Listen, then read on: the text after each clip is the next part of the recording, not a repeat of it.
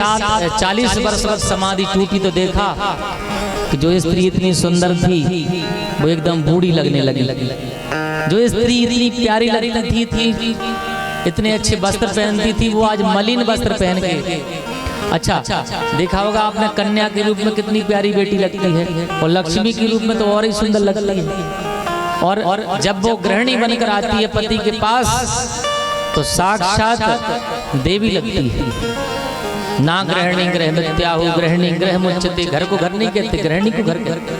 लेकिन आज गृहिणी के जो केस हैं वो जटाओं में बदल गए, माता बूढ़ी लगने लगी, कपड़े वस्त्र मलिन हो गए, मैले कुचले। देवी आप कौन हो, पहचान न सके। तब कहा स्वामी याद करो 40 वर्ष पहले आपसे मेरी शादी हुई थी, मेरा विवाह हुआ था, और आज आप मुझे दासी को पहचान न सके। तब स्वामी कहने लगे देवी तुष्टो अहम तव मान विमान दाया शुश्रूषया परमया परया च भक्तया परया भक्तया। तुष्टो हम आपकी सेवा शुश्रूषया से संतुष्ट हैं, प्रसन्न हैं, इसलिए वरदान मांग लो, क्या चाहती हो। देवी ने कहा कुछ नहीं चाहिए, या दे सकते हो तो एक वरदान दे दो। क्या? बोले गृहस्थ जीवन की शोभा संतान से होती है, इसलिए एक संतान दे दो। तब याद आ गया कि तपस्या करते समय भगवान ने कहा था कि मैं तुम्हारे घर में बेटा बन के आऊंगा। प्रसन्न हो गए देवी, अब तो हमारे घर में भगवान आने वाले हैं। तब देवी का हाथ पकड़ा और सरोवर में स्नान करने के लिए कूद पड़े और डुबकी लगाई।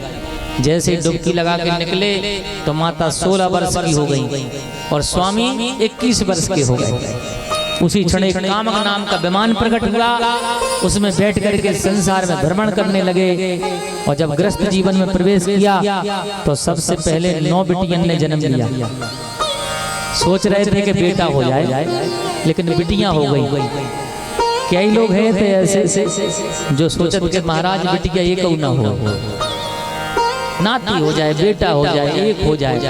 लेकिन भगवान जानते हैं कहीं बेटा पहले हो गया तो बेटियां तो हो ही नहीं पा रही। आज तो और ऑपरेशन चल गए, सो एक भाव सोई महाराज अब नहीं चाहिए। तो ऐसे ही 9 बिटियां हुई और 10वीं संतान के रूप में भगवान कपिल ने अवतार लिया। बोलो कपिल भगवान की जय। इधर कपिल भगवान ने अवतार लिया। इसके पहले वर्णन आता है कि जब सृष्टि का सृजन हुआ तो एक दैत्य है, वो पृथ्वी को उठा कर ले गया। उसका नाम हिरण्याक्ष। नाम ही से समझ लो आप, हिरण्याक्ष का मतलब क्या होता है। हिरण्य माने सोना, याक्ष माने आंखें। जिसकी आंखें सोने पर टिकी रहे, मतलब जिसका मन, जिसकी दृष्टि धन पर रहती है, वो हिरण्याक्ष होता है। लोभी व्यक्ति को हिरण्याक्ष कहते हैं। उसका लोभ क्या है? बोले सारी पृथ्वी का राज्य मैं भोगूंगा, राजा बनूंगा। इसलिए पृथ्वी को ले जा करके समुद्र में छुपा लिया और चारों तरफ से भ्रष्टा फैला दिया, गंदगी फैला दी। भगवान ने सोचा कि तुम गंदगी फैलाओ, हमारे पास सारे उपाय हैं। ब्रह्मा जी को छींक आई, सारे देवता खड़े हैं, ब्रह्मा जी से शिकायत कर रहे हैं पृथ्वी वापस करो। ब्रह्मा जी को छींक आई तो नाक से निकले भगवान, नासिका से। छोटे से सूकर के बालक धीरे धीरे बड़े होते चले गए बृहद, और सूकर बन करके समुद्र में प्रवेश किया और पृथ्वी को अपने दांतों पर उठा के लाए। राक्षस दौड़ा तो राक्षस को दौड़ करके 2 दांत निकले रहते। आपने जंगली सूअर के दांत देखे, दोनों दांत उसके पेट में अंदर स्वाहा कर दिया, राक्षस का वध कर दिया। बोलो हिरण्याक्ष मर्दन भगवान की जय। भगवान सूअर क्यों बने? गंदगी को सफाई कौन करता है? सूअर, ठीक है ना। और ब्रह्मा जी तो ब्राह्मण बने, वो थोड़ी स्पर्श कर सकते हैं पृथ्वी को, इसलिए जल में शुद्ध करके पृथ्वी बाहर आई है। और आज पृथ्वी ने देखा कि वृंदावन, सारा संसार का प्रलय हो गया पर वृंदावन सुरक्षित था।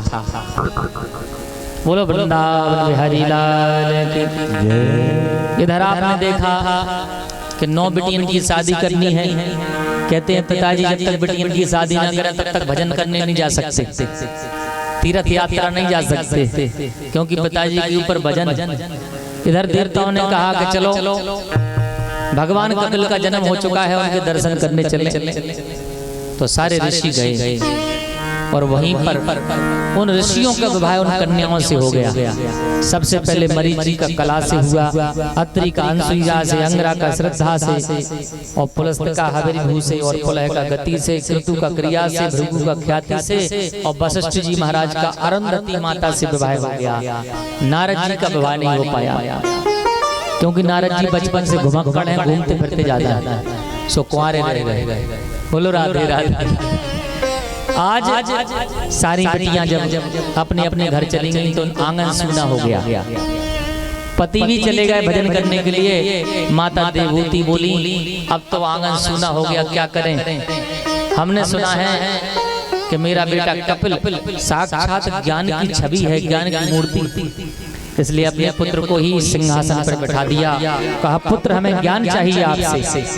तब पुत्र ने ज्ञान दिया, अष्टांग योग, यम नियम, आसन, प्राणायाम, प्रत्याहार और धारणा, ध्यान, समाधि का वर्णन किया और अहिंसक बनाया। का जो हिंदू होता है वो हिंसा नहीं करता। हिंसा विदूर्यते हिंदू, जो किसी की मार काट नहीं चाहता, किसी को नुकसान ना पहुंचाए, वो वैष्णव हिंदू होता है। और सबसे बढ़िया बताया मौन रहना चाहिए, ब्रह्मचर्य का पालन करना चाहिए। अहिंसा सत्यमस्तेयम यावदर्थ परिग्रह ब्रह्मचर्य तपा शौचम स्वाध्याय पुरुषार्चनम, हमेशा स्वाध्याय करते रहना चाहिए। और सबसे बड़ी बात है मानसिक पूजा। अभी 5 मिनट शेष है, 5:30 मिनट, तो मानसिक पूजा बता दें और फिर आरती करवाएंगे। कल की कथा का वर्णन हम आपको यहीं से बताए देते हैं, चूंकि कथा बहुत है और आज भी कथा लेट भई, कल भी कथा लेट और परसों भी लेट। यजमान जी से निवेदन है कि ठीक 1 बजे आप हमें लेने चले जाएं कमरे में। चलो महाराज तैयार है व्यवस्था। और हमारे जो परिकर के सदस्य हैं वो भी आकर ठीक 1 बजे हमारे पास ना आके सीधा मंच पे बैठ जाए, क्योंकि कल तो आनंद कंद कन्हैया का जन्म करना है। अभी प्रहलाद चरित्र, ध्रुव चरित्र, भजन भरत का चरित्र, और आगे चलोगे तो इतने चरित्र हैं। भगवान का वामन का अवतार, नरसिंह देव का अवतार, कच्छप भगवान का समुद्र मंथन से कितने अवतार हुए।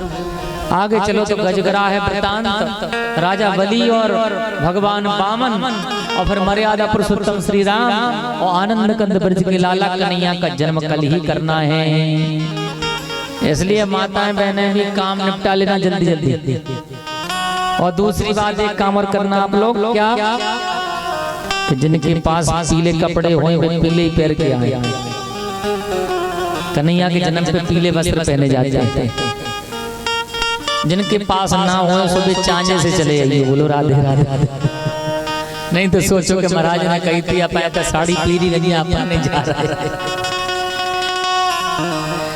और सभी भाई बंधु आएंगे बड़े प्रेम से, क्योंकि हमारे यदुवंश में भगवान आ रहे हैं। और जब यदुवंश में आते हैं तो कोई कमी थोड़ी है यदुवंश में। कन्हैया के जन्म को धूमधाम से मनाएंगे सारे गाँव वासी और क्षेत्रवासी लोग हमारे सिद्ध भगवान के स्थान पर। तो हमारे कपिल भगवान कहते हैं कि यदि आपके पास पैसा नहीं है, समय नहीं है, तो आप मानसिक पूजा कर सकते हो। मानसिक पूजा में क्या करना है, बोले 4 बजे उठ जाओ, अपनी गद्दी पर बैठ जाओ, रीढ़ की हड्डी सीधी करके आसन लगा कर और मन से पूजा करो भगवान की। मानसिक स्नान करो, मानसिक पूजन करो, मानसिक भगवान को भोग लगाओ, तो आपको पूजा का पूरा फल मिलेगा। और अपने लोभ को खत्म कर देना चाहिए।